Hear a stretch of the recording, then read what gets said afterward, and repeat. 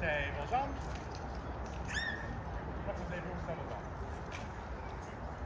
Right, good afternoon everybody. Oh, thanks very much.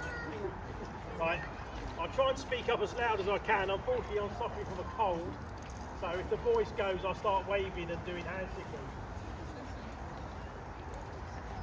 What we're going to go through today, as a brief little display, is to show you the different types of soldiers from the Revolutionary War. And remember, at 2:30 today, we are doing a skirmish down on the meadow.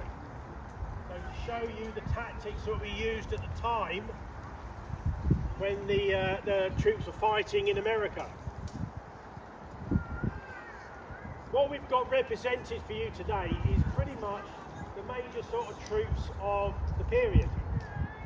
So we start off with me, myself. I am a militiaman, so I basically come from my farm to defend the local area. We also have a rifleman, so he was a very important part of the American forces. We also have a later line soldier, say for the American forces.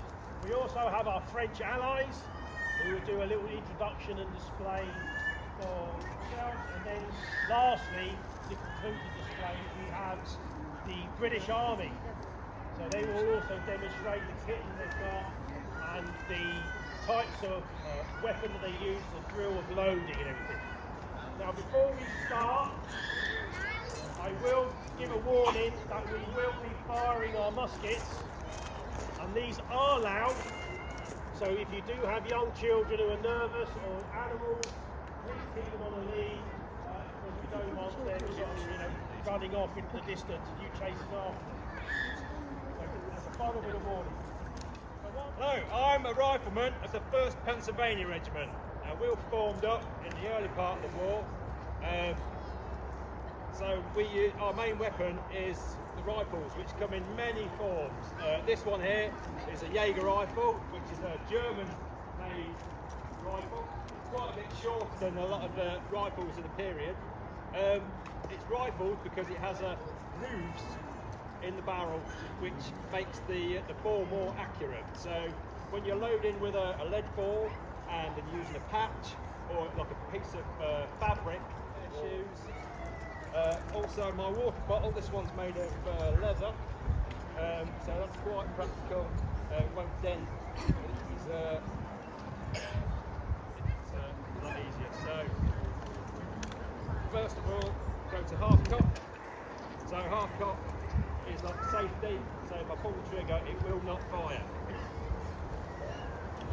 Pull up the cartridge, cut the top off. So if you're going to join the army, it's good to have your 2 front teeth. So I'm just priming the pan, close the pan, pouring the rest. Start with someone wandering in. Hello? He's going to fire. A continental soldier, the line soldier. We are also armed with flintlock muskets, but our muskets are smoothbore, they're not rifled. This aids us if we can fire more shots a minute than the rifleman. So our aim is to put as much lead down the field towards the British as we can. We fight shoulder to shoulder like the British do. So in lines, 2 ranks deep. Now I'm dressed basically in my clothes that I would have worn from home. So I've got my linen coat, waistcoat, breeches. So I'm not wearing any part of a uniform. The only military thing I've done is cut my tricorn hat down, taken the brim off, basically to make it more handy, so when I'm handling the musket, I'm not hitting my hand. That's the only thing I've done. Siege up, and then fire our muskets for you, so you can see the difference between us and the rifleman. Soldier, okay? Prepare for the firing exercise. Poise your firelock. Prime your firelock. Open your pan. Handle your cartridge. Fight your cartridge. Prime your pan. Close your pan. Cast about your firelock. Charge your firelock. Withdraw your rammer. Put away your rammer. Shoulder your firelock. Now that was the training that we cock your firelocks. Take aim. Fire!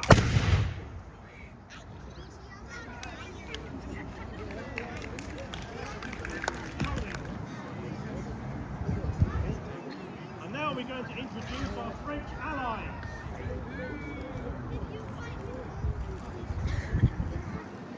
Bonjour, mes amis! I hope you are having a brilliant day. I will drop the French accent for your sanity. Plot twist, I'm not really French. Alright, I'm going to talk to you a little bit about the French army in this period. It's an interesting time for the French. They've just lost the 7 Years' War against the British, and that is awful for them. They are very proud. So, the French military introduces a lot of reforms leading up to the American War of Independence. So in 1776, they make some massive changes. The Prussians, who had won the 7 Years' War, the French essentially tried to copy their style. They cut the coats very short in a more practical way. This would be great if the French weren't so proud.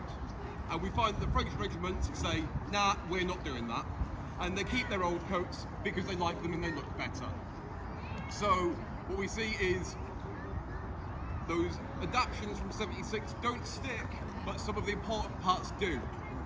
So for instance, the French musketry, there's a real attempt to standardise the weapons. And to understand the gravity of how big this is, you have to remember this is pre-industrialisation. So they are trying to make, you have a musket with a large pointy stick on the end. It makes this rather obsolete. But it is a nice distinguishing factor. We will now go through our firing procedure. Cameron? For those who aren't aware, you probably won't be, the French rank system, the junior officer, the non-commissioned officers, is worn on the forearms. None of this weird nonsense. Sergeant douze temps, chargez vos armes. We come to that position. Ouvrez la bassinet. Prenez la cartouche. Déchirez. Amorcez. Fermez le bassinet. L'arme à gauche. You see the vestiges of the old system. Cartouche dans le canon. Now I'm going to say something funny. It's not funny. Tirez la baguette.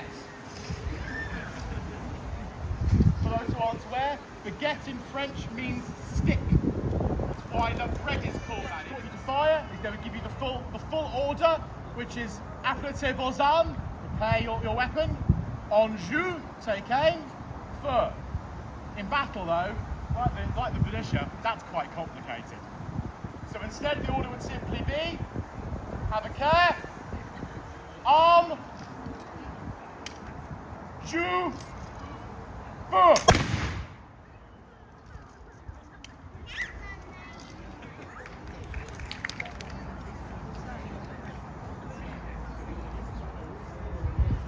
Right, ladies and gentlemen, none of this nonsense, no froggies, no rebels. This is the British Army. Can you hear me? Yes. Can you hear me? Yes! Right, so, my name is Sergeant Crabtree. I'm a platoon sergeant in the British Infantry Battalion, His Majesty's 33rd Regiment of Foot. This is a private soldier, Private Malloy. We are your local regiment. We then are the antecedents of what became the Duke of Wellington's regiment and now the Royal Yorkshire Regiment. But in the wars in America, there were no finer regiments in the British Army than the 33rd.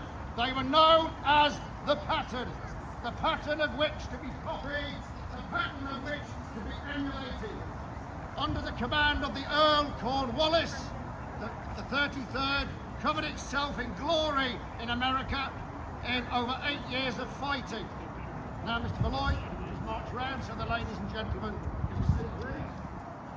You will see the private as he marches round.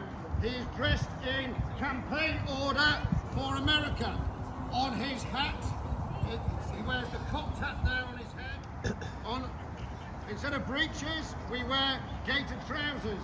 These were actually cut from tents in America to make it more practical for fighting. Every aspect of the soldier's life is carried in these. Your whole life is carried within the knapsack. After the skirmish this afternoon, if you want to come into the camp and have a look at the contents, please feel free to do so. He is armed with the short land pattern. Hand on cartridge. So he takes the cartridge out of the cartridge pouch. He bites the top off, and very similar, as has been explained, it's a paper tube with powder and ball. Prime. So the powder is poured in. Shut hands. The musket is then cast about. Load with cartridge. The powder and the ball is placed down as you've seen before. Withdraw. Run. Run down. Is it? Fire. To give you an idea of what it was like when more than one musket fired at a time, we're going to load our muskets and we're going to fire a volley. Now remember that each regiment would have several hundred people in firing at the same time. This is only 6. So to just finish, we'll load up and fire our volley.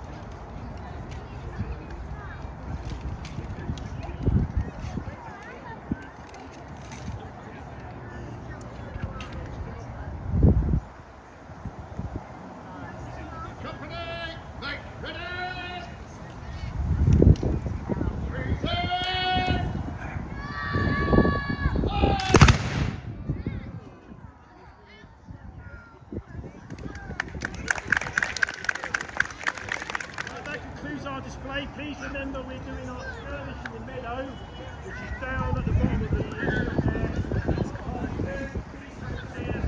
see the tactics being put into practice and see who wins, the British or the Americans.